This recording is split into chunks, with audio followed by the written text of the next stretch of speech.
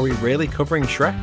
Yes, we really are. And with so many songs to cover and quotes to butcher, we better get started already on this episode of That Song from That Movie.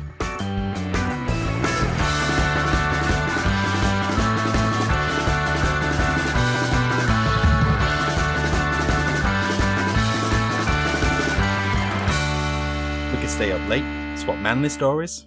And in the morning, I'm making waffles. Thank you for joining That Song from That Movie, the journey for the very best and worst of movie songs. So just sit back and relax, my lord, because I'm about to give you today's 3 eligible podcasting bachelorettes. Our first bachelorette is a mentally abused shut-in from a kingdom far, far away. He likes sushi and hot tubbing anytime. His hobbies include cooking and cleaning for his 3 evil sisters. Let's hear it for Dietrich. Ah, nice. I was about to say, where's it going? And then, okay, good.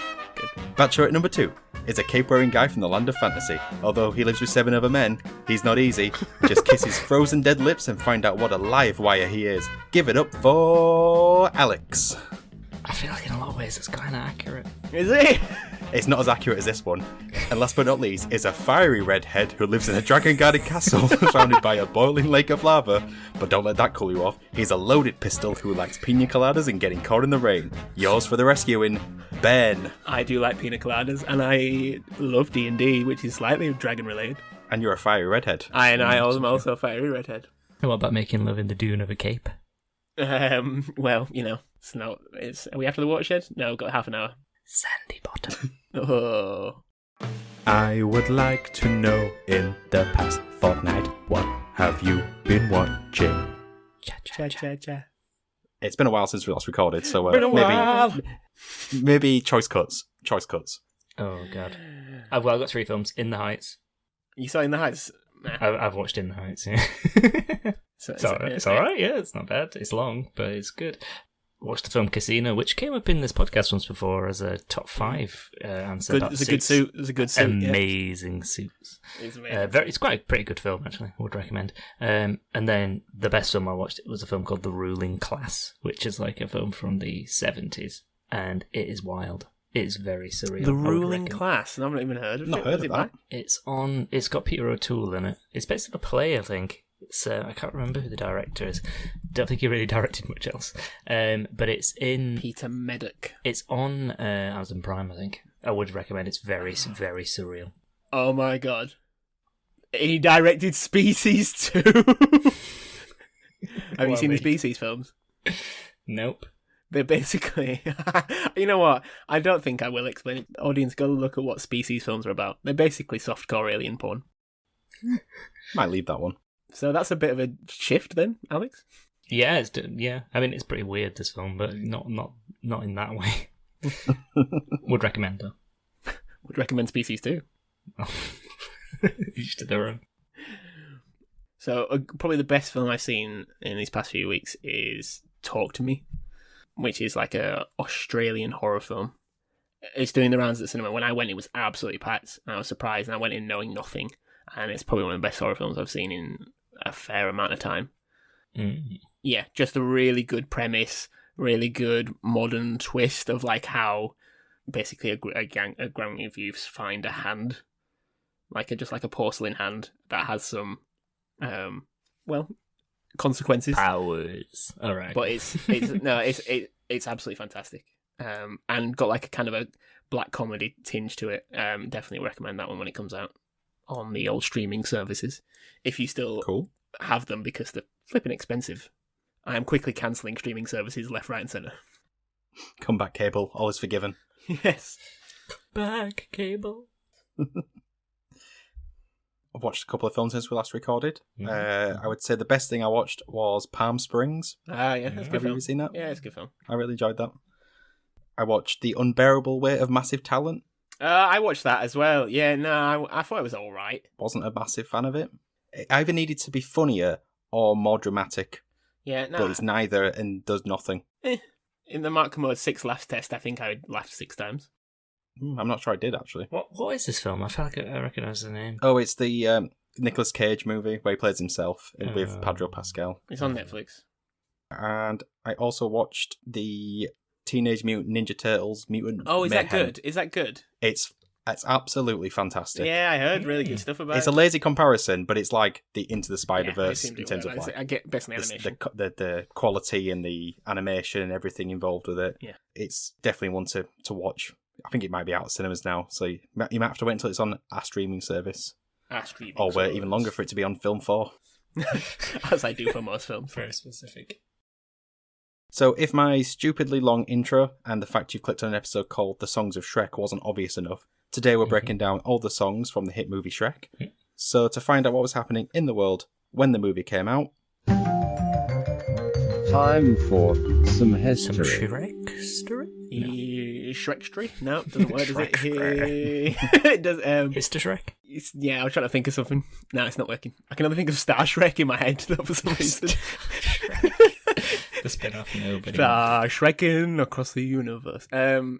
It's me today. We are going back to June 2001, the release month of Shrek. Now, we've already covered this month before on this podcast, so I decided to have a look at some of the films that came out in the month of June in 2001. Now, what I want you guys to do is I'm going to go through these films fairly quickly, and I want you to give your quick snap out of 5 stars review, and I will tell you why you're wrong or not. Okay, so the first film, June 2001, AI, Artificial Intelligence, Spielberg film. Not seen it. 3.5 stars out of 5. D's right. D's probably better because it's a weird film. Fast and the Furious, the original. 3. One of D's seminal films changed him into the man he is now. No, I got on board with Tokyo Drift. Come on, Tokyo Drift. And said no whenever. Alex? What, Fast and Furious? 2 stars. Yeah, Alex is right. Sexy Beast.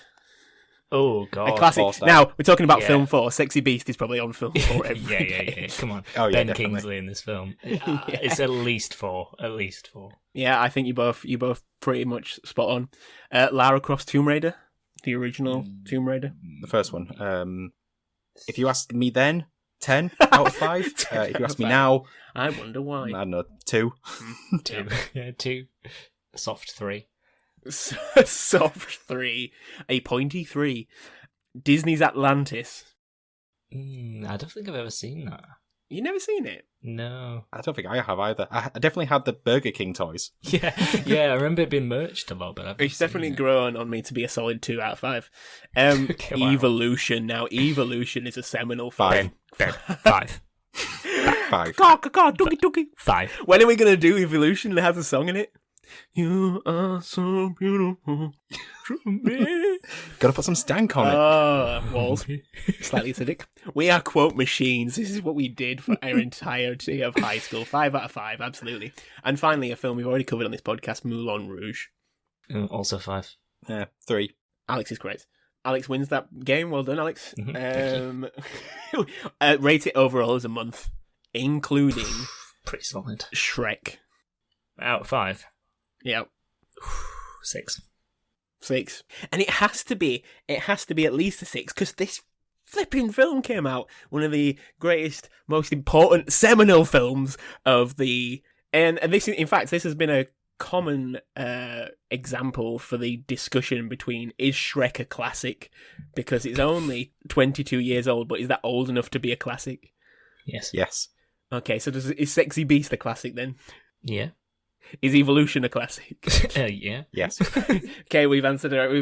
We've answered it now. That is how it works, guys. So Shrek is a classic American CGI animated fantasy comedy from DreamWorks Studios. It stars the likes of Mike Myers, Eddie Murphy, and Cameron Diaz as we follow the story of the titular ogre who finds his swamp overrun by fairy tale creatures banished from the local kingdom. So with the help of his talking donkey, he makes a pact with Lord Farquaad to rescue the princess in exchange for the deed to his swamp. You must have seen this film. If you haven't, I honestly don't think I could trust you as a human being. Simply, just wouldn't make sense to me. Yep. Guys, what do we think of Shrek? Well, I mean, Ben, you've just taken us back to 2001, but allow me to do so again, because I've written a story. There's a bit. No. I'll put my feet up. It's November 2001. It's a presumably cold and wet night in West Yorkshire, and a 10-year-old version of me and my mother are on the way to the recently opened Blockbuster. My mum had agreed with me that I could rent any movie from Blockbuster and have a bag of toffee butterkiss popcorn for a movie night while she was taking my sisters to see Disney on Ice at Sheffield Arena. I had never heard of Shrek, and upon seeing this fancy green display for the movie with the characters depicted, decided that's a film for kids and wanted to rent something else. Species 2. But after 30 minutes of trying to decide on something else and finding nothing which tickled my fancy, I ultimately, you might say begrudgingly, ended up renting Shrek. So fast forward, my mum and my sisters have gone, and it's me and my nephew. We've moved the sofa to be directly in front of the TV. My nephew says to me, "Oh, I've heard Shrek is really good." I scoff. Yeah, okay. And then I hit play. And the rest is Shrekstory. Shrekstory. It's the Shrek. Guys, it was like I was experiencing a supernova. You know that movie trope where you see a close-up of a person's face with like lights flashing on it? The Ratatouille moment. Yeah, a bit, yeah. That was me. I was in stitches. That's the funniest movie I've ever seen. I presumably decreed. I decree. The quote, "My mouth was open and everything," was instantly added to my lexicon, and that's all I could talk about. The shine your shoes, wipe your face moment, which obviously we'll talk about later, that was on the playground the following day. I had to tell everybody. On a cellular level, it changed my young brain, this movie. Of course, in a few weeks' time, I would get a birthday present of The Emperor's New Groove on DVD, which would do so again, but that's another story for another episode. Absolutely. Since that fateful evening, I've watched this movie countless times, including a few weeks ago, and it just hasn't lost a single step. No. Even the CGI, I think it's not up to the levels we would expect now, but it still holds up fantastically. The jokes still land. Yeah. The story's still quick and punchy. The movie feels as young and spry, and in my opinion, as groundbreaking as it did 20 years ago. Mm-hmm. Yep. It's a classic. It is an absolute certified classic. Absolutely. Alex? I mean, what do you add to that? I think saying it's one of the best films of all time isn't too far to go. No, I don't think so. I think it's like where you said it's the funniest film you'd ever seen. I think it pretty much was the funniest film that existed up until that point. I think that is just a fact, unfortunately, for all the films that went before it. My experience of seeing this film, I also remember for the first time, is a lot different to yours. And that was on holiday, and I can't remember exactly where it was. It was either Mallorca, or Ibiza. It was like one of those islands. And there was a pub there that showed unreleased films, clearly pirated films, on a big screen in this bar. And the bar was rammed every single day for during kind of siesta period when it was too hot to be outside. And they would advertise on a chalkboard the next films. And the two films I really remember seeing there are that weird original Final Fantasy film, which was called Advent Children. No. Oh no, Spirits Within. Spirits Within, the other one. Yeah. Spirits Within, and also Shrek. And let me tell you, that bar was howling at Shrek. It was not Spirits Within. Oh. No, that had a much different response. There were less people in for that film as well, as you can imagine. But Shrek, it was absolutely, there were people crammed in every nook and cranny of that room watching Shrek for the first time. What an experience. It's one of the best films ever made, and I don't really know what else to say. You watch it now, like Dee said, and it is still amazing. There was a time where, if you've seen I Am Legend, where Will Smith just literally quotes the entire film word for word in one scene of I Am Legend. I was that was me watching it alone in my bedroom. The uncomfortable scene of I Am Legend. Yeah, the uncomfortable scene.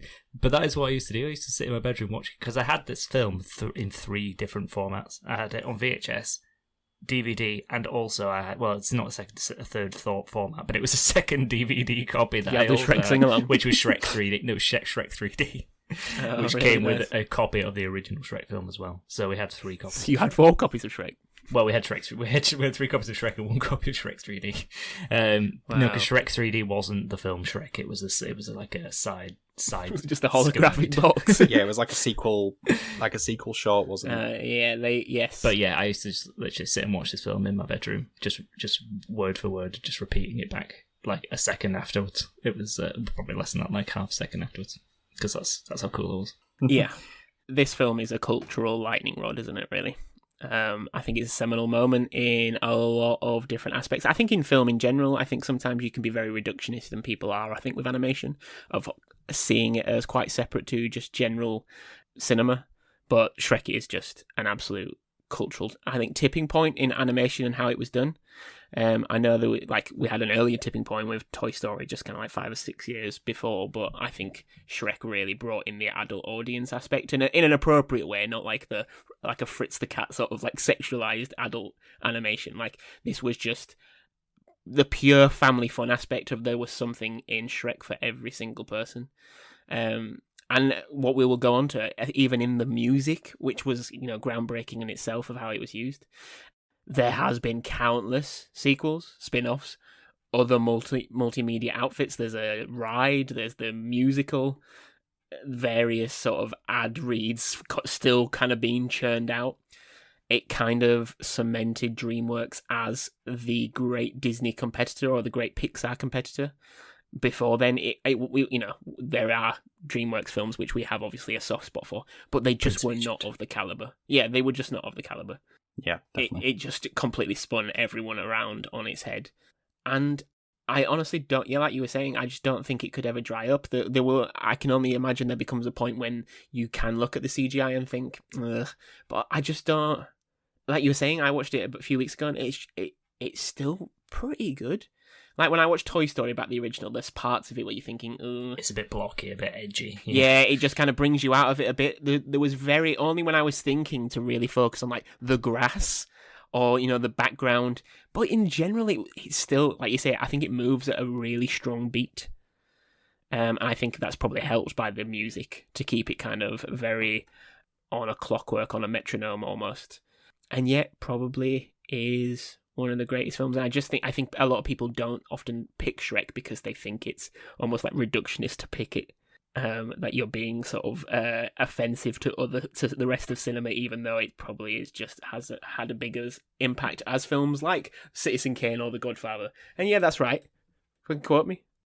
Yeah, I mean, which film out of Shrek and Citizen Kane did I enjoy more?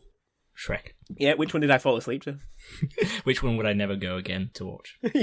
yeah, absolutely. Which one has the better Eddie Murphy performance? Absolutely, yeah. So yeah, Shrek is based on source material which I wasn't aware of, which is just a picture book by William Steig. Were you aware of this? Like a kid's book. It's just an ogre called Shrek. I know about it now. I wasn't aware then, obviously. It's very different. Yeah, same. It's incredibly reductionist. I've never by read comparison. It. No, and like I say, it was just an inspiration more than anything, and has now spawned into this behemoth. So, like the original, it was a box office smash from the moment it kind of hit cinema. It grossed around $480 million on a $60 million budget. So, like I say, you consider it generally a film to break even if it makes double its budget because of production cost, marketing, advertising. So if we're saying it's got to make 120 million, it's kind of quadrupled that, which is absolutely fantastic. It received widespread acclaim at the time for its animation, the voice acting, which is probably, I think, the best voice acting of any animated film ever. Some of the best casting choices ever. My wife still thinks that Mike Myers is Scottish. And like I said, the story perfectly weaved so many different threads, references. Probably one of the first films to do that so well, to just kind of grab pop culture by the horns and just cram it into a narrative that makes sense and not feels jolting to like snap out of it. The fact that this talking donkey can be singing, "You got to try a little tender." On paper, that does not work. And I think now it's easy to see. I dig that romantic crap. Yeah, and now it's easy to see that, but because Shrek made the mold for other things afterwards to fit into. And I think, new audiences will always find a role for it. It's the film that most successfully does bridge that gap between children and adults, because you find like a lot of films after this one try to like replicate the formula of having these kind of like subtle nods to adults and like slightly riskier jokes in there, but none of them really ever achieved what this film achieves in pulling them off, I think. Even the Shrek sequels themselves. Yeah, because they all were attempting to do it. I feel like with this one, it just did it naturally, and that's why it just works so well. Whereas like every other film was trying to replicate a formula that didn't exist. It just happened to. It just fizzled here, didn't it? It just worked. I think that's because I think people misconstrue the idea of an adult Strand to be, like I say, sexualized or 18 plus, whereas it's just clever jokes in Shrek that maybe go slightly over the head of children. It's not like it's over sexualized in any way or rude or vulgar. It's perfectly fits like it's PG rating. Or is it a U rating, actually? I think it is. I don't know. Do you think Lord Farquaad is overcompensating for something? Well, but like I say, there's layers and layers. It's not like it's constant. was that an intentional pun? Double entendre. The double entendres, if any, are very soft. Yeah. Oh yeah. They're very soft. It's not the kind of like, the eyebrow raised to that looks like you get this one, but your kid doesn't. It's not like that. And a lot of the references are in the references because there's so many. Like we say, Shrek was very influential. One of the things that it was mostly praised for and what it introduced to animation was that alongside the original score, it started to incorporate popular music to move and shape the story. And not just music that acted as the soundtrack, but also diegetically, the characters are aware of these popular culture references. They are singing the songs. And that works. There are many musical references in Shrek. Some of them very, very famous. Some of them just kind of little offbeats that we will mention. We will go through a lot of them that feature on the soundtrack, or some sort of misnomers that are in the film but not on the soundtrack. And we will mostly go through them in chronological order. And with that, we actually probably start with one of, if not the most famous song from the film. I slowly say to allow interruptions. I think it's fair. So yeah, I think it's the in song, my opinion, yeah, absolutely. Our first pop song of Shrek, in my opinion, its most notable. As Shrek explodes from his portaloo, we have our first exposure to Smash Mouth's All Star.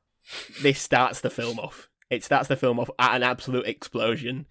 What do you think of this song?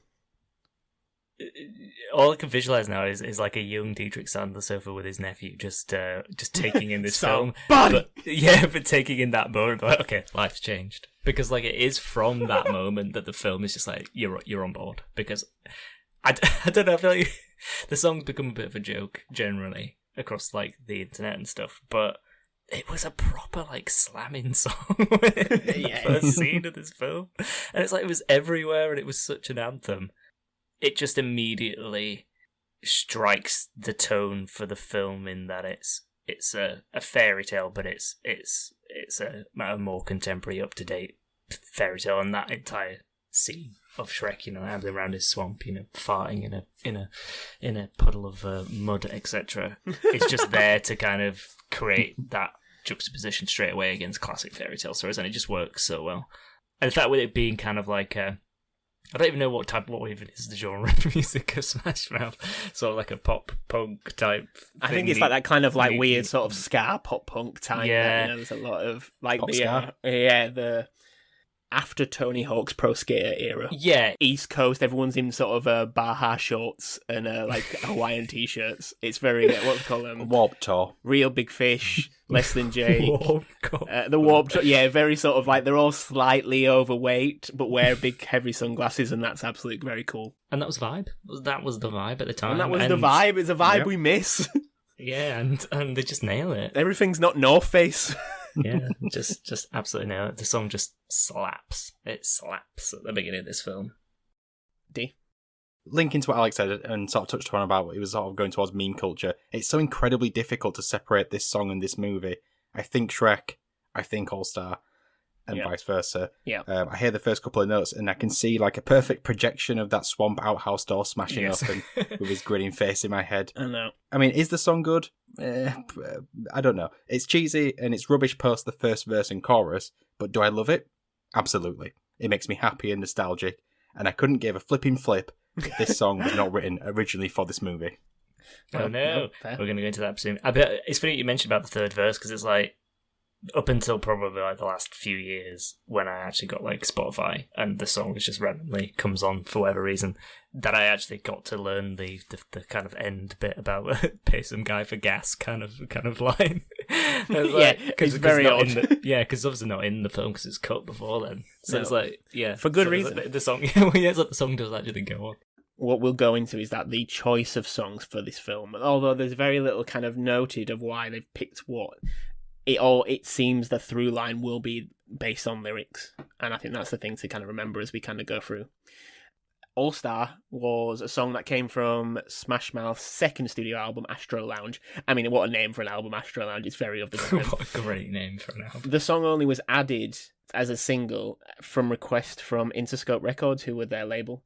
They said that the band needed more singles, and so they created this song for it. I think the song was written by guitarist of Smash Mouth, Greg Camp, who said the anthem is for outcasts, which fits well with the film, and I don't know if they were aware of that as they were picking it. Well, there's another thing that to mention about this, actually, in its choice of the film, and I'm interested in what you think of this, D, because technically it's a credit song in a way, isn't it? Like you see writing like in the muddy water and stuff like that. It's quite a clever way of doing a credit song. I do have to sort of say, though, it does have the bit where he's reading the book beforehand. It does. So I don't know if it counts towards my opening Does it not? Credits thing, because it does have that initial 45 seconds before he goes, ain't that a load of... Yeah. Which is interesting, because we'll have to hold on to that, because yes, the film does open with the classic sort of fairy tale book opening, and then Alex said, the door smash of the toilet opening, he's like, this ain't your normal fairy tale. Yeah. Now, the song did have a life before this film, which surprised me. It's one of those things when it says, like, the song was well received and was nominated for a Grammy. Does that mean much? We're very critical of Grammys on this podcast. The fact it was nominated and didn't win. This song charted in various top 10s around the world after this film came out, which I think is probably more credit to Shrek rather than the song. Yes. I think we're kind of seeming to go towards that. It's not one that you're listening to on the iPod or the Zune. I think you two were Zune guys, were you? Creative Micros. Creative Zen Micro, yeah. You were Creative Zen Micros, weren't you? That's it. Yeah, you were really hip. Yep. Now, this song is also prominently used in another film in 1999. Do we know what that is? Yes. It was used in various films, actually, but it was used first. Isn't this the third film? Is this the third film? Maybe. I'm not quite aware of the dates of the other films I've got, but the first film that used this. Yeah, it's Mystery Men, isn't it? It is Mystery Men, yeah. Do you remember that film? God. Well, I knew that because I did think back in the day when we started this podcast, we might have to do Mystery Men before we get to Shrek. And we're like, 4.5 years down the line, and I was like, wow, fuck it, let's do Shrek first. So the video for the song is from the film Mystery Men. Any ideas of what other films this song's been used in then? Do you seem to know one? No? Over the Hedge. No. No. That could have been true, though, couldn't it? One of them actually involves Smash Mouth actually in the film. Oh. It's the movie Rat Race. Oh, God. So right at the end, it ends at a concert, and it's a Smash Mouth concert. Is that where they were racing? And they're all there. I don't know, but for some reason Smash Mouth are there at the end. They were hot shit around these early 2000s, late 90s. The other film that I know it's been used in was Digimon the movie. The American version, obviously. Oh, wow. Japanese audiences were unfortunately not graced with Smash Mouth. Their loss. So yeah, looking at kind of like the reanalysis that often happens with songs like this that have had a long-lasting effect, like Alex said, it is an internet meme. It's actually dubbed like a cultural artifact by quite a few reviewers of just like, it's like the epitome of a certain time. Not just in its musical, sort of that weird ska punk that existed sort of late 90s, early 90s, but also its use in Shrek. I think this song will last a long time. Definitely. And it was just a placeholder originally. It was not supposed to be in the film. Apparently, it was the producers wanted something with a bit more sort of like a bit more excitement, like a bit more speed. But apparently, it took a while to find a appropriate song, and they played it so many times that eventually it just grew on them. Cabin fever, Stockholm syndrome, I don't know how you put it. And Smash Mouth themselves were initially apprehensive about the song being used in an animated movie, which I think is, I don't know, it's hard to think of it now because Shrek is the behemoth that we know it to be, but you hear that quite a lot, I guess, from a lot of people who are very nervous about giving their likeness, giving their piece of art, yes, we will consider this song art, to an animated movie, and it just shows what the stigma was at the time. And didn't this film it went through like some production difficulties, didn't it? Yeah, quite a lot. Obviously, it was supposed to be Chris Farley. Is it Chris Farley? He was supposed to do the voice initially, and then he died, and then it was like picked up by Mike Myers later down the line. So I think it did go through some like kind of difficult times and things. So I assume no one expected it to be as successful or anywhere near as successful as it was. So yeah. I think that when you read through, I think when they started getting towards final screenings, they actually got quite hyped. I think they put a lot of money into the marketing for this film, as opposed to films like Road to El Dorado and Prince of Egypt, which were very much almost like it could be a straight-to-video if we wanted it to be. Yes. And yes, just, I say the word fitting, but that seems wrong, because a few days before we recorded this episode, Dee posted the news story that Steve Harwell, the lead singer and founding member of Smash Mouth, unfortunately passed away at a ridiculously young age of 56. Incredibly sad, because as much as it is mocked, I just think it is a couple, this song on this film. Yeah. Yeah, and it's a song that brings happiness to so many people. Oh, absolutely. It comes through on the song. I still smile when I hear it. Yeah, and had such a cultural impact as well. Like, imagine writing a song that affected that many people, and that many people will remember, like you just said. No, we won't never forget this song, and I imagine many people won't. So yeah, we've got a few little teaser of songs that kind of get used, thrown in, added almost as kind of like throwaway gags in themselves, that do feature on the soundtrack though. So we are obviously introduced to the character, the legendary character of Donkey, played by Eddie Murphy. And as Shrek and Donkey go off on their little adventure, we get a first little brief interlude of many to Eddie Murphy singing On the Road Again by Willie Nelson, the legendary song by Old Willie. Sing with me, Shrek. So that's the thing, the song doesn't play over it in the film, but we get the first example of some diegetic music, so some music that exists within the narrative itself. We can't remember, we were young, this probably just kind of went over our head, but I wonder what that was like to just kind of, to be used that way, or that idea to like, let's actually have them singing it. I imagine it was one that they went back and forth on a lot. Yeah, it's like, is that written as the script, or is it improvised? Like, how does that happen? Yeah, so I think this like sums up a lot of the songs in the film, that like it's just a almost maybe off a lyric. I mean, I imagine you contemplate the actual type of song, but that just they use a lyric that fits the narrative. They're starting to walk on the road again. It also fits Donkey's character because he often sings these little interludes. Is almost used as an aspect of his character, that he just seems to be this walking pop culture reference. And actually, is he the main and only character that really does it?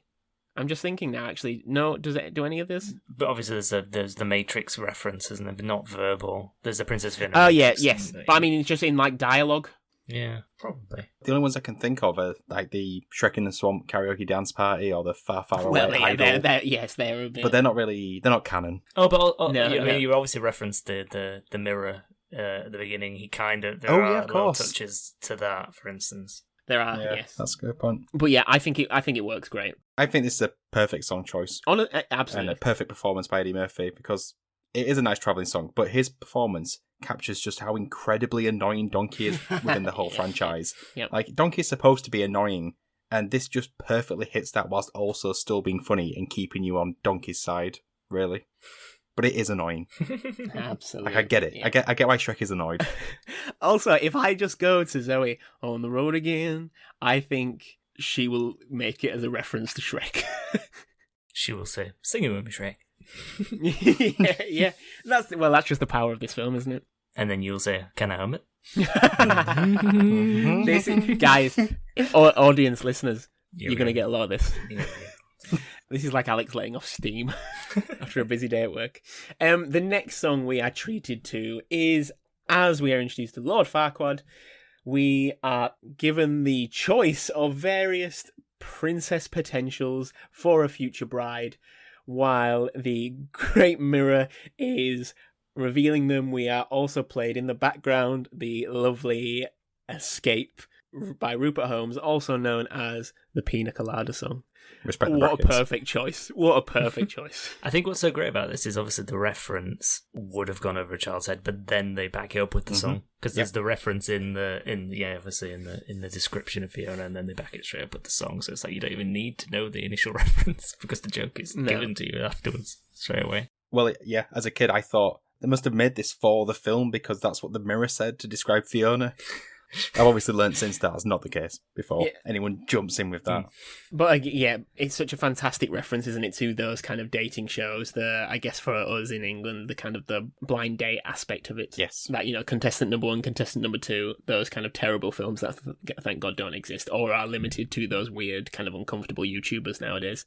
Sidemen. But yeah, it's probably literally it was the Sidemen that I was thinking of. That bass line is perfect for this, doesn't it? It's that kind of like classic sultry, like cheap sexualized musical interlude, isn't it? It's a porno riff, you could say that. I don't associate this song with this film like many of them do. This song is a pretty big, well-standing film. It's used in so many films. If you go on Wikipedia, the list of films that Rupert Holmes has lent his song to is ridiculous. I will say that I thought this was a Jimmy Buffett song until very recently. Really? Actually, R.I.P. Another person that's died recently. But yeah, I thought it was a Jimmy Buffett song. Like it's designed to listen to in Margaritaville. It is, absolutely, isn't it? This song was a number 1 smash hit when it came out. People loved the simplistic storytelling aspect of it. I'm still always like, if you walked into that bar, so people unaware, a man who is bored of his marriage sees an ad in a paper of a woman who wants what seems like some carefree fun. He writes back, they meet up, and it turns out it's his wife, and they laugh about it, and it seems to rekindle their marriage. I don't think that would work. No, I think they would see each other. I think both of those two would be very pissed off. Yes.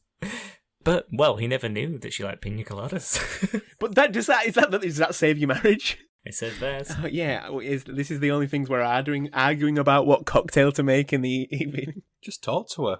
I just love that he refers to her as my old lady the entire time. Also, to meet someone for an affair tomorrow noon doesn't sound very romantic. Do you want a little fun fact about this song? Absolutely. Yes, hit me. The chorus was not originally "If you like pina coladas." Was it "If you like strawberry daiquiris"? It was no, "If you like Humphrey Bogart." Okay, I'm glad they changed it. Yeah. Yeah, how weird is that? That's not fun. And as well, who doesn't like bogey? And as well, also, who doesn't like pina coladas? Who doesn't like bogey? I forgot your bestie. If I do hear this song, I do associate it with this film. Really? Yeah. That's interesting. Yeah, I do. That will be my... I think it's in one of the Guardians. Yeah, I think it is, yeah. Well, they stole it from here. Well, they didn't steal it from it. It existed. It was a number 1 song. They were like, what film has a really good soundtrack? Guardians of the Galaxy has a very good soundtrack. Well, that's what I mean. They pinched it from Shrek. They pinched the idea. It was a reference to Shrek. They pinched the idea of having a good soundtrack from Shrek. Next song. I think the next song might be one of Dee's favourites. So we have some more diegetic music coming up, and an original song. I think the only original song that exists in this film, because as Shrek... Whoa, that's not true. Is it not? What's the other one? Robin Hood. Oh, yes, of course. Yeah, I forget. Sorry, one of 2 original songs in Shrek. So as Shrek and Donkey approach the kingdom of Duloc, they are greeted by a small wind-up music box that sings Welcome to Duloc. This is a very obvious mockery, inspiration, ode to It's a Small World, but what do you guys think? So yeah, I mentioned this earlier when talking about the movie generally, but the song was the moment where it made this movie into an instant classic for me and made it infinitely rewatchable. I'm a 32-year-old man, and if you build up to a butt or fart joke, but then actually nail the punchline, you're going to get a huge laugh from me every single time. I'm pretty certain that I knew every single word to this after the first watch. It just imprinted into my brain as the DVD rolled. It's just a work of art, a masterclass in comedy songwriting. And also like sort of visual gags of Donkey's face contrasted with Shrek's shock and like absolute disgust almost. Yeah, I mean, and you add to it, it's lampooning It's a Small World. It's just perfection. It is a hilarious little sort of nod to the Disney rivalry. Dee said as well, it probably relates to why he enjoys Canine Crunches so much, because they are quite similar. Oh, yeah, absolutely. Yeah, actually, it's got the same sort of beat, hasn't it? Canine Crunches. But yeah, I just love that end part where it takes the photograph of them and they're both just like the faces, and then he just says, "Let's do that again." Absolutely. Have either of you seen the Shrek musical? No, I haven't actually. No, I haven't. That surprises me for some reason. I don't know why. I've seen, sometimes they do this like annual benefits for musicals or something. It's like there's like a weird show that they do every year. I know which one. I know what you mean. I've seen some of the performances on that, and it doesn't appeal to me. I think it looks cringe. It doesn't appeal to me, but the reviews are always quite good. But Richard Blackwood as Donkey. I'm not sure about that. I can't get on board with that. But apparently there is a fully fledged song of this in Shrek the Musical, multiple choruses and verse. Oh, so they ruin it. Yeah, I was going to say that takes away from the beauty of it. Apparently it is exactly the same melody as It's a Small World, it's just turned up the pitch and tempo slightly. So, like, it's not just, like, even in the style, it is almost exactly the same. It is basically the same. It is it.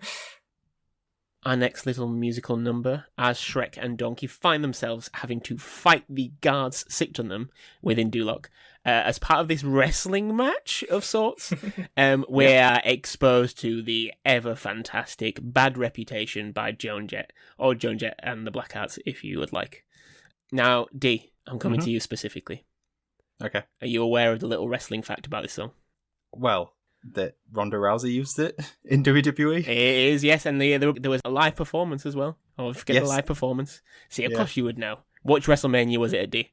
38. A terrible D. Pathetic. 3 years out. 35. Was it 35? 35, apparently. I mean, you can correct me wrong, but, look it up. Alex, do you like this song? Yeah, I love this song. It's an amazing song, and it's an incredible scene. Yeah. Particularly the part where the woman shouts from the crowd, hit him with a chair. Yeah. Of course Alex loves this. Shrekamania is running wild. Yeah, to be fair, like, this is, this is around the time that I also was very into wrestling. So. Was very into wrestling. There are a lot of little good wrestling nods, aren't there?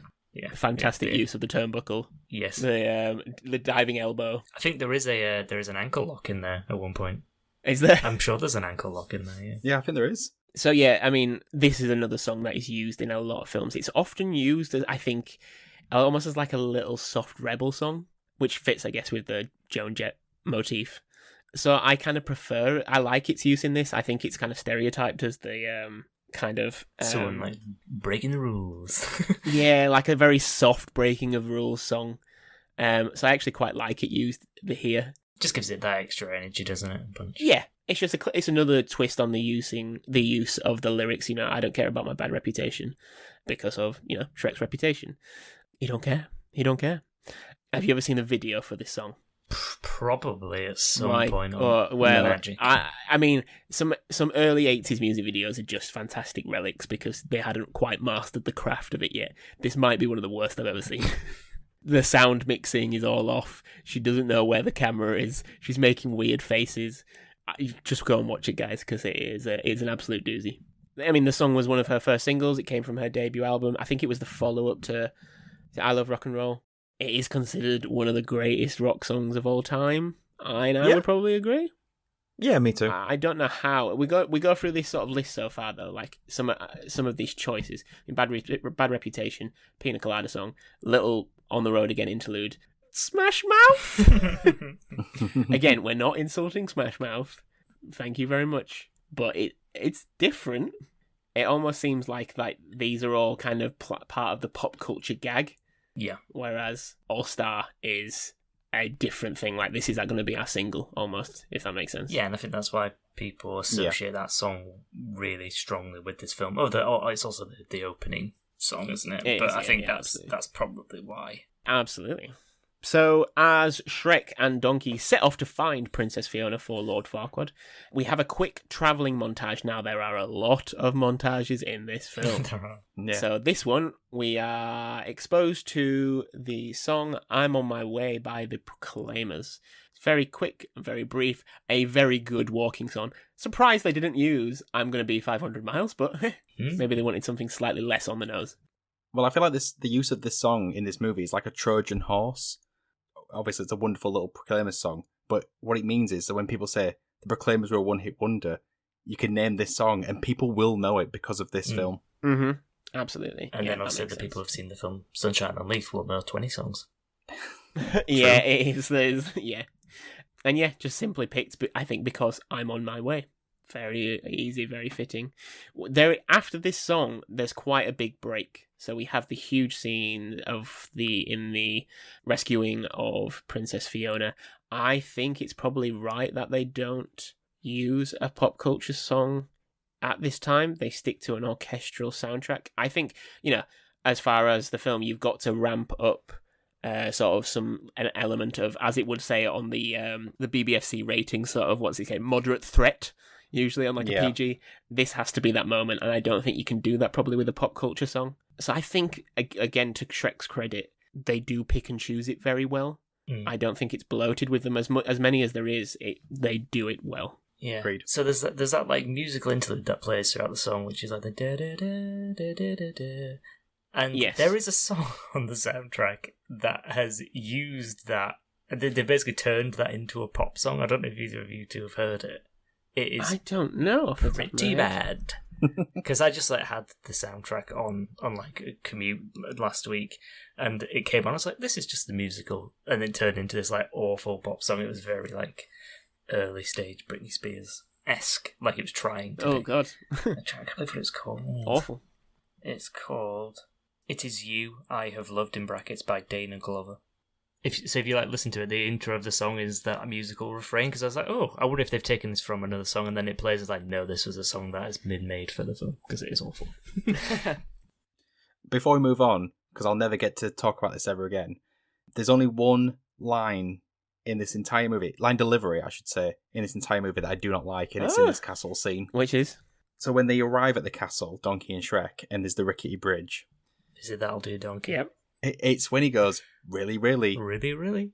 It really annoys me, because it's clearly a really, really from a different take. So just in the sense I don't know if it's because I've been editing so much that I now hear these differences. Nerd. Yeah. But when he talks, if you listen to it, he says the first line, Donkey responds, then he says really, really, and it's a completely different, like the pitch, the echo, everything about it is different, and then the next word after that Shrek says, which is pretty much straight away, it sounds completely different, and it's always bugged me.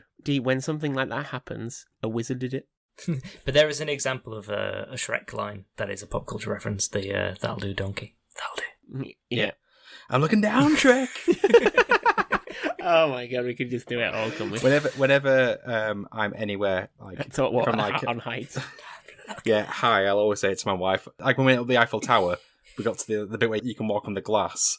And I was going, I'm looking down, Shrek! I'm sure she loved that. Yeah, absolutely. We skipped them. Anytime I'm cutting onion, always a reference there. Mm-hmm. Every time you're eating parfait, I've never even eaten parfait, but I know it's delicious. No, I've never eaten parfait. I'm a noble student. Oh, this is just nostalgia in doing this. This is going to be longer than the movie itself. Jeez. So we move on. Things quieten down. We now have Princess Fiona in our little triplet. And as this band of three is working their way through the woods, we get our second original song, Thank You, Dietrich. You're welcome. Because Fiona is briefly kidnapped by, not Robin Hood, Monsieur Hood, as he is credited in the cast. Oh, merry man! Just a quick thoughts on this one, guys. It's great. It's a classic like musical number, isn't it? It's very West Side Story, especially with the clicking. They do the yes, where they really, do like really the crouching down, the crouching down click. Yeah. Yeah. I just love the scene straight after as well, where she just like demolishes them all in like 2 seconds. Yeah, with the fantastic Matrix with the Matrix reference, which is very over the time. It's a nice jolt back into the idea of the other kind of fantasy creatures and that side of the storyline. Because you kind of haven't, obviously you've had the dragon, but you've not had those like classic storybook characters coming back into it until now. So yeah, it's a nice reintroduction. And a fantastic break of the princess trope of her being, completely independent. And if anything, probably far superior to everyone around her, at least in what is often traditionally associated with a male characteristic of fighting skill. And they twist that so well. Yeah. Watching the movie back under the scope of knowing we were going to cover it on a podcast, I realised that this song essentially has the same structure and joke as the Welcome to Duloc song. Like, it has 2 verses, and the big joke is a misdirect of a word. Yeah. Just replace ass and face with laid and paid. Yeah. I don't think it hits as well, obviously, as Welcome to Duloc. No. but that's probably because I have the aforementioned soft spot for button fart jokes. But I do obviously enjoy it. But my question to you, Ben, is why is Robin Hood French? I think good question. I think it was an attempt on the filmmaker's part to make him a bit like seedier and a bit Probably, and it's probably like something. like Leaning into stereotypes. Yeah, it's probably a stereotype, isn't it? Yes, Of the, Exactly, yeah. Yeah, maybe next time don't randomly grab a woman while she's walking down a path. Yeah. FYI. Obviously, after this incredible performance by Princess Fiona, we start to see this love story blossom. Shrek and Fiona begin to grow feelings for each other, and we have another lovely montage as we hear My Beloved Monster by the Eels, a song I had no recollection of. I can only associate with this film because I have never listened to it since. It seems to be picked simply because of the title of the song. That's a bit unfair. I think you're doing it dirty there. And potentially a nod to the fact that we only are associated with Fiona. We don't even, at this point, supposed to know that Fiona is actually an ogre herself. Spoilers. I mean, I really like this song. I think this is one of the ones that I always really remember being in it, and when I listen back to the soundtrack, it was one of the ones that I think because it is such a nice, because it is the start of their relationship, it's a really nice, like, funny, but sort of like the softest scene that we've seen so far in terms of the tone. Yeah. But I just think the song really works nicely, and there's that part like where they're blowing up the balloons, but it has they're blowing up like the frogs and things into balloons. But it has the frog's face. Oh my god. But the music kind of has that kind of like brassy kind of rise up as well. It kind of really fits in really, really beautifully, I think, that part. So I just think it's great. I think it works perfectly. I mean, a lot of the songs in this film I associate with this film, and were probably my first introduction to those songs. Like even things like the Pina Colada Song. This was my introduction to it, so that's why I associate it with this film. But obviously, a song like this is all I know it from. Like you said, and I've never heard it anywhere else other than in this film.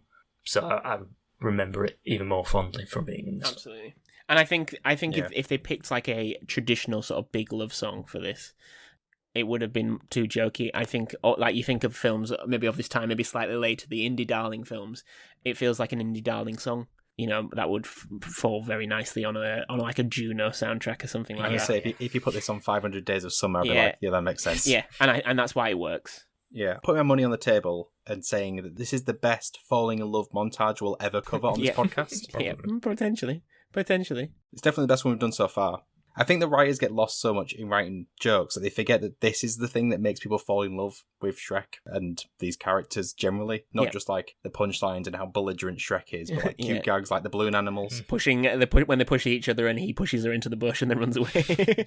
Yeah, that's the fun thing that everyone can get involved with. It's not like the stupid baby said wah wah jokes in Shrek 3 and 4. I don't like the Shrek sequels if this has not come across. I don't even like Shrek 2. Oh, okay. Well, I do like Shrek too, but I ended there.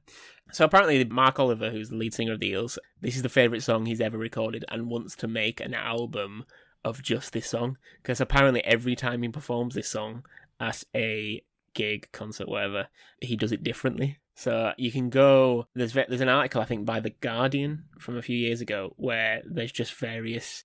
It's just a top 20 of My Beloved Monsters of what performance at which version is the best, and you can listen to a few and then he does make them completely different every time, which is quite odd. That's cool. Yeah, it is very, very cool, and something I've not really seen anyone else do. It's a good idea for a song that is probably like their big song. Well, I'm guessing. I don't know anything about the Eels. Yeah, it seems to be now. Yeah, it seems to be. We're moving on to another set of very big songs. So, hey, guess what? Another montage. As Fiona and Shrek start to get mixed messages, assuming they each despise one another, they go off in their despair while we are introduced to an incredibly influential song. Now, interestingly, it is the John Cale version of Leonard Cohen's classic Hallelujah. I think it's quite well known, the unusual sort of almost Mandela effect aspect of what version is on this film. Yes. Well, I was gonna bring this up. I didn't realise you guys knew about this as well. Yeah, it is. It's Mandela effect in a sense. I mean, what is the best version of this song, first of all? Well, I think Jeff Buckley's is probably the best version of this song. Yep. But I don't think the Jeff Buckley version would work for this film. Yes. I have always felt the Jeff Buckley version has the sexualised element a bit too strong.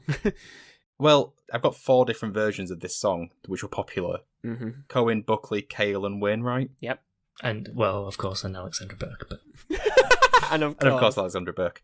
But I think all the other ones are too solemn and introspective. Yeah. Yeah, the haunting performances, but they're not suited for this movie. Yes, absolutely. The John Cale version, in my opinion, it's clearer and louder, and it feels more like a call to those listening, and coupled with the montage, feels like it's pointed at us, the audience. Okay. Like the characters are at their lowest point in the film, and they're hearing maybe Jeff Buckley's version or Wainwright's version, but we as a group, as the audience, are being addressed with this song choice. Okay, yeah. I It asks us, do we even care about Shrek and Fiona? Do you think they're going to make it? And that's the kind of question that needs to play to the back of the room as well as it does to the front row. Okay. So it needs to be the clearer, louder version. I might be reading too much into it, but that's how I felt. To be fair, I think in whatever way you look at this song has many things. One of the greatest thing about this song, I mean, I think it's an absolutely incredible song. There are so many things you can read into it in so many different layers, from lyrics to who's written and performed it, to how it came about, to how it's sung. Yeah. Yeah, I mean, the song itself speaks for itself, I think. It's an amazing song. I think in terms of my journey with it in this film, this was probably the first time, again, that I heard this song was in this film. And I really liked this version of it because it was the only version I really knew. And then, obviously as time went on, I heard the more famous versions, probably like the Jeff Buckley one and the original Leonard Cohen one. I knew those weren't the versions in the film, or I certainly knew the Jeff Buckley one wasn't the version in the film because it sounds very different. I was like, I'll just look up what it is. And everywhere you look, it's Rufus Wainwright. And then I listened to the Rufus Wainwright one. I was like, that is not the song that is in the film. Yeah. And I really don't like the Rufus Wainwright version because he's like, as he often does, just massively overperforms it. Doesn't give it any subtlety whatsoever, and it just doesn't sound. Rufus right. Wain wrong. Yeah, exactly. And I don't think I ever really got to the bottom of what the version was until just now, in the last week or so. I was like, I'm gonna really look up what it was because I never really heard it anywhere else. And then I saw it was John Cale. I was like, I for the last couple of years I've been listening non-stop to John Cale. And I was like, but that version of the song isn't on any of the albums that I've listened to. So I didn't, and actually if you go on Spotify, the only version that's on there is a live version. That was the only version I could find. Because every time you type in Shrek soundtrack, it has the Rufus Wainwright version. It's not, because that's the version that's on the soundtrack, and I think that's why everyone always says it's Rufus Wainwright when it isn't. Yeah. Before we kind of go on from that, Alex, what is your favourite version? I think that it's this version. The John Cale version. I think it's just because it's my association with the film, and it was the first version I heard. So it's always just been this version because it's the one that sounds right to my ear because it was the first version I heard. And I think that often is the case with songs, isn't it? Even if you hear a cover first, sometimes the cover is the song that you recognise. Yeah. The James Bond phenomenon. Yeah, because I have such strong associations with this song, with this film and this scene, that this is the version that hits my ears in the right way, if that makes sense. See, I think you're right, but just like you were saying that, when I was younger, I thought the Jeff Buckley version was the one in the film, just because of the dissociation aspect of it, and therefore I thought that was my favourite. The same method of what you're saying, that I thought it was the first version I heard, but it wasn't. I just assumed it was, and therefore that's why I liked it. The Jeff Buckley version is probably my favourite, but the Leonard Cohen version has definitely grown on me as I've gotten more into Leonard Cohen, as I probably become more depressed. I think all three of those versions are all great. Yeah, I think that's the absolutely. Thing. They're all great in their own way, and they're all similar, but they're all different at the same time. I hate the Rufus Wainwright version. Don't care much for the Alexandra Burke version either, but don't have anything strong opinions against it either. So we'll go into what's happened here and why it seems to have this effect. But firstly, kind of some background on the song. So obviously Leonard Cohen wrote the song, had a terrible time writing it, apparently. Just could not finish it. Obviously had the bare bones of it. Apparently there are hundreds and hundreds of papers with different lyrics on that he just couldn't quite figure out. I think his version is slightly different to the John Cale version. Apparently when John Cale asked if he could record it, Leonard Cohen just sent various paper copies and just said, here, take it. So it might not have been the version he was performing or singing at the time, but John Cale got a version of it. So initially it had very little success. People didn't really like the Leonard Cohen version. It got greater acclaim through the John Cale version, which came out in 1991, which I don't know, that must pain you when you're an original creator of a song, because Leonard Cohen was quite a big name. People didn't like it. It's quite late for John Cale, that, as well, though. It is, yeah, it is, absolutely. And that, in Cale's version, apparently then inspired the 1994 recording by Jeff Buckley, which itself, then getting even further down the line of success, that version was ranked 259 on Rolling Stone's 500 Greatest Songs of All Time. So not Leonard Cohen's version, not John Cale's version, the Jeff Buckley version. The main difference is, and I think, D, you were kind of alluding to this a bit, I think the John Cale version, and maybe the Rufus Wainwright version, sounds almost like a heartbreak song, whereas I think the Leonard Cohen and Jeff Buckley version sounds like a dirge, in that it's kind of almost funeral aspect, like the sorrow. Yep. It's just play. It's not like almost like singing to a muse, like a hymn aspect, isn't it? They're introspective versions, aren't they? Yeah, absolutely. Yeah, it's very soul You searching. can sort of see someone singing it to themselves in a dank room. You can't with the John Cale version. No. Yeah, like, I think that's a really astute point what you said about, like, it sounding more like it's singing to the audience, and that's why it fits more with the film, because it's us that's hearing it. It 100% fits more. Plus the pacing of it, the tempo is just slightly quicker, and I think, you've got to be mindful of that when you're doing a montage. You can't let it just sit and slow and almost soak it up like you would in the Cohen or Buckley version. You've got to get, you've got to crack on a little bit. Now, the John Cale version is in the film. The Rufus Wainwright version is on the soundtrack. So that's the thing. So the only time you hear the John Cale version is on the film. The Rufus Wainwright version is on the released soundtrack. Why that is, no one's ever fully pinned it down. The only thing that seems to explain why Rufus Wainwright, Ladies and gentlemen, Mr. Jonathan Ross. Yeah, this is really hard.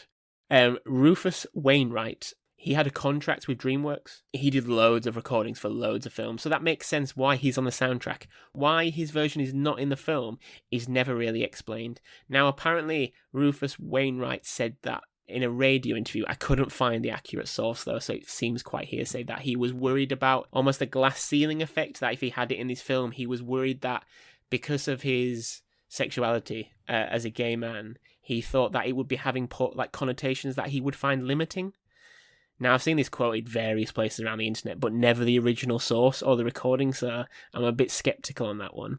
But another alternative explanation that seems quite common, in a very simple way, is that apparently John Cale had various issues with licensing of his songs that people struggled with, and this is kind of a common thing, and that the soundtrack aspect of resale was easier for Rufus Wainwright because he had a contract rather than John Cale. So you're not making money off John Cale for it being in the film. You've paid him for use. Whereas, sounds like royalties. Yeah, the royalty aspect of it made more sense to have someone with a contract with DreamWorks themselves to profiteer on it. Yeah. And that's seems to be the only reason why that's happened. But it's very, very unusual. I can't think of another example of that in film. Yeah, it's strange. Yeah, I mean, when something like that happens, it's always money. Yeah. Yeah. It will be money. Do the finger thing. Do the finger thing. Finger thing means taxes. Taxes. Yeah, because it is weird, and it just caused me great confusion for a long time. And it is the worst version. The Rufus Wainwright version is the worst version. Well, it is, out of those four. Out of the four, agree, 100%. Okay, so if there is a challenge to All-Star by Smash Mouth, it is probably the use of the closing celebration finale performance of I'm a Believer, which in itself, the version used, is a Smash Mouth version. So, diegetically, we have Donkey leading the cast in the performance of I'm a Believer, most famously, obviously recorded by the Monkees. What do we think of this for an absolute, what acts as, without actually doing it, the bookend? It's a great pie way to sign the film off. It's unexpected, I guess, that it would just be a Monkees song, but it really works. And the performance from Eddie Murphy is obviously spectacular, so that helps. Yeah, because it's not really the Smash Mouth version, is it? It is, but it's Eddie Murphy singing it. So on the soundtrack, it's the Smash Mouth version. As I said, I was listening to the soundtrack, and it was the Smash Mouth version, and it is really similar to the version in the film. But it's not as good as the version in the film. It feels like it should have been released by Eddie Murphy. Well, yeah, the Eddie Murphy bit when he does the sort of the typical sort of third chorus, like key change, is much better. Yeah. It's a typical sort of karaoke classic when he kind of goes up and down, doesn't he? And gives I believe, I believe, I believe, I believe, I believe. Yeah, all stuff like that. Yeah. I can't breathe. I can't breathe. I can't breathe. I hope that was an ad-lib. because he's going for it and he's singing so goddamn fast. I mean, how can you hear this song and watch this ending and not have a giant smile on your face? Oh, yeah, it is. As Alex said, it's just a great send-off to this movie and sends everybody home happy. Absolutely. And regardless of that, it's used in the movie. It's just a fun song to listen to generally. As I mentioned, I'm not a fan of the Shrek sequels, and I rewatched Shrek 2 recently just to make sure that I wasn't being stupid. Oh, yeah, what's the song he performs at the end of that one? Well, it's Puss in Boots and Donkey singing La Vida Loca. Oh, yeah, it's but such a failed attempt to recapture the magic of this I'm a Believer sing-along ending. Yeah. For me, it reinforced just how good of a pick of a song this is to end the movie. Yeah, and how it's done. Like, just actually, to be fair, there's more moments when Alex is just saying that, so that, that believe, stuff like that. It's just like, it's like it just feels like a concert ending, doesn't it? It's the proper audiences on the feet clapping away. It's like an encore. You can imagine. Yeah, it is absolutely fantastic. I don't know if you guys noticed this. Right at the beginning of this scene, there's a random town folk, I guess. I don't know if you guys know this. I only spotted it this time and I sort of went, wait, stop, go back 10 seconds. No? Okay, so there's a guy who's just randomly clapping. He starts clean shaven and then suddenly a beard pops onto his face. Really? Okay, weird. And now I can't unsee it when I watch that scene. Classic. I'll have to watch it back. Look forward to watching it again. Fun little fact about this song, the original version by the Monkees, was written by Neil Diamond. Well, we all know that they didn't write their own music or play their own instruments. No, they all play their own instruments or do anything. Did too. I mean, the original It was about rebellion. Song by the Monkees was a global hit. It was number one basically everywhere. Alex, do you remember the year? Can you guess the year? You're quite good at these sort of things. Well, obviously the 60s, 66? Is that too late? 7. Oh. So close. I thought he was quite good, but he failed anyway. Story of my life. Anyway, do you want to kick him out of the podcast, Dee? That's his first warning. Okay, first warning, good.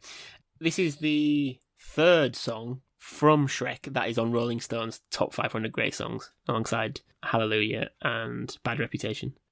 Not Smash Mouth. Not Smash Mouth, no, there's still hope it can be updated if Missy Elliott can be in the top 10. Originally, they weren't going to have a song at the end of the film. It was going to be maybe fitting in with the trope of them riding off into the sunset and just like the film starts, the book closing. And that was going to be the end. And that was the plan. I think they said that eventually they felt from like pre-screenings that it felt like the film ended on a bit of a somber note and they wanted it to go out with a big laugh. Laugh was the main word they used. I don't associate it with humour, but it's just excitement, energy. A different kind of happiness. Yeah, I don't think it doesn't feel like a gag, it just feels like a fun ending. Doesn't it? It just feels like a celebration. The celebration. Perfect. Word to sum up. There is obviously the final gag of them being in like an onion, or is it garlic? It's like a garlic or an onion car. It's like a clove. Yeah. And it's not the true ending, as we all know, because especially the VHS, we all know where the VHS goes next. But another day, Alex. Another day. Picture of it. And yeah, like what has been for most of these songs, just the picking of the name of the song, I'm a Believer, the whole thing about fairy tales and associations, it fits. Like, compared to what Dee was saying, I live in the Vida Loca and that makes no sense. Yeah. The performance is terrible as well. Like, it just doesn't have the life, like the entire movie. It doesn't have a life. No. Apparently Weezer sings the version of this in Shrek Forever After. Don't remember. Boo. Don't remember much about that film. Mm. The less said, the better. Last bit about this one. The Smash Mouth version got to number 25 on the Billboard Hot 100. That's not bad. That's not bad. Do you know what after the Monkees version, the highest version to chart in the UK at number 3 was a version by Vic and Bob. So Vic Reeves and Bob Mortimer and EMF in the mid-90s, which is very odd. Yeah, that's weird. This is a big song. Top 5. So should we move on to the top 5? Yeah, do it. Seeing as we decided to record the longest episode we've ever done on the hottest day of the year. Absolutely. So, Ben, you gave the task to me to do a top 5, and I turned to my wife and said, can you think of a decent top 5 for Shrek? And she said, top 5 green things. Mm-hmm. So, it's top 5.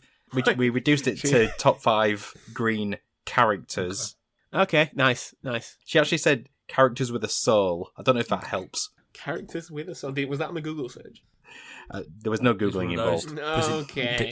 She just fired off this list. Okay, so this is just your wife's list. This might be the most credible list we've ever done. Sounds good. Go ahead. Shrek. No, unfortunately not on the list. Shrek's what? Failed list. Shrek from the walk around attraction Shrek's Adventure in London was an honourable mention. Good to know. Kermit the Frog. Good to know. Kermit the Frog is number 1. The Hulk. Not on the list. The Grinch? Not on the list. God, that's me gone. Oscar the Grouch. I'm about to say. I'm just thinking of Muppets. But Jim Henson's a good shout. Teenage Mutant Ninja Turtle. Leonardo, Donatello, Raphael, Michelangelo. No. Facing hell, I wasted all that time. Jim Henson's a good shout. But obviously I've said Kermit already. You've already got Kermit. There's another Jim Henson character on this. Is there? Jim Henson Company. Oh, Yoda? No. Close, though. Baby Close to Yoda? Oh, Baby Yoda. Grogu. Yeah, Grogu is number 2. Do you know what Yoda's first name is? Yoda. Michael. No, honestly, if you look at pre-screenings, writing, it makes me laugh every time. The planned name for Yoda was going to be Minch. Minch Yoda. Minch Yoda. Pete's Dragon. Fucking hell. Oh, yeah, Pete's No. Dragon. Oh, is there any dragons? There is Dragon not. What is the more? Are they all like? I guess most of them will be animated characters, right? So number 3 is animated. Number 4 is a puppet. Number 5 is animated. Mike Wazowski. Number 5, yes. Mike Oh, Wazowski. cool, good. So you got Hulk. number 3 again, animated character, and then number 4, puppet. Another puppet. Animated character puppet. Oscar. No, I said Oscar the Grouch. No, he's already said it. You got to go a bit more obscure with your Jim Henson TV Oh, shows. God, is it that Fucking hell. Crystal? What's it called? No, Dark Crystal. it's still like very in green. And is it from Sesame Street? No, but kids TV, like early morning kids TV show. Oh, Perry the Platypus. Perry the Platypus was an honourable mention. I don't know, that emu thing. What's it called? Emu. The emu, you know, what's his name? Keith Harris or whatever his name is. Is it Keith Harris? It's got to be some aliens like my. What's Jim Henson? Oh, right, so you're saying it is Jim Henson's. It is just a Jim Henson character. I'm trying to think of. Well, a Jim Henson Company character. Fucking hell, I ain't got a clue. I don't know if he was alive when the character was created, but it's the Jim Henson Company. No idea. Okay, I'll give up on that one. Number 3, the animated character. Japanese show, but more pop. Japanese show or an anime? Japanese Oh, come origin, on. but it's translated into so many languages. Is it a Venus? A Bulbasaur? It's a Bulbasaur. Well done, Oh, Alex. nice. Yeah, you've only got number 4 to get, and you're never going to get it. It's from the Hoobs. The Who? It's from the what? The Hoobs. I ain't got a clue what that is. Okay, well, it's Groove from the Groove Hoobs. from the Good to know. Who's. Good to know. I will have to watch the Hoobs They didn't go for Dipsy or Rex. or Rex. No, Pickle Rick was the only other thing you didn't Okay, get. cool. But like I say, this wasn't a case that she spent time thinking about this. She literally just rattled Reeled off. them off. Thanks to Like Deep she'd Life. already knew what the list was. Nice. Just literally the first 5 green characters she could think of, and then put Kermit at the top. Kermit the Frog. Kermit. No, that's Kermit. That's Miss Piggy. Kermit. Okay. Okay, so that was the top 5. Okay, so now it's time for us to decide what is the best song of Shrek. I think this is going to be more difficult than I first anticipated when I wrote down this list. Alex? It's almost too difficult that I'm just going to give it to Smash Mouth. Just All-Star the by band. Smash Mouth. Yeah. Because it's the song from Shrek. And I feel like it's the song from Shrek that has the biggest cultural impact in relation to the film. So I think I just have to say that. I think Yeah. there hasn't been a song that we've talked about that I have disliked. Which is I think it possibly could be the best soundtrack to any film ever. So, in terms of my personal preference, so it's a hard one, but I think you have to go for Smash Mouth for that, just for the fact that it's the song from the film. It's that song from that movie. Yeah, I think it has to go with. Like, I think the best song is Hallelujah, but All Star, it is the Shrek song. You know, in all its great aspects of Shrek, you still do need that song. Like you could probably replace a lot of the other songs. You can't replace All Star. Yeah. Going into this, I wrote down that I was going to say "Welcome to Duloc," but You can. as much as that song and that joke has an incredible place in my heart that will never die, it'd be stupid not to give it to All Star by Smash Mouth. Yep. It is the song of Shrek. It is the Shrek song. I bet if you Google the song from Shrek, it comes up with All Star. I'm telling you now. So Song it has to be that song from that movie.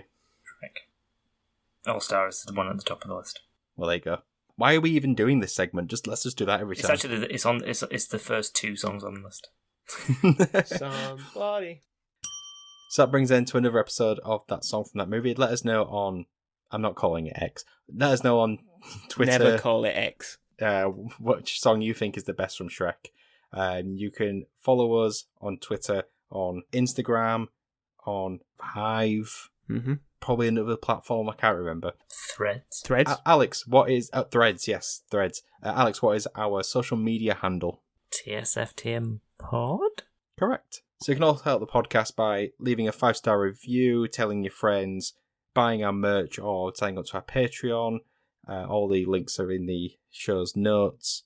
So all that's left now is to do some goodbyes. So it's goodbye from myself, goodbye, and goodbye from Alex. Hey, Pinocchio, you want to watch that nose, man? Oh, that's not from this. It is. It is. It is. And it will forever be. Don't take the swamp karaoke dance party away from me. It's its own amazing thing. I love that you just knew straight away where it was from. And goodbye from Ben. Go watch Species 2. You'd just be glad that I didn't say it's all ogre now. Shrek is love, Shrek is life. Shrek is love. Shrek is life. Some of you will die. That's a choice I'm willing to make. Boris Johnson, COVID. Oh. Wow, punchy. Political. Politics. So, goodbye, everybody. Bye. Bye. Yeah.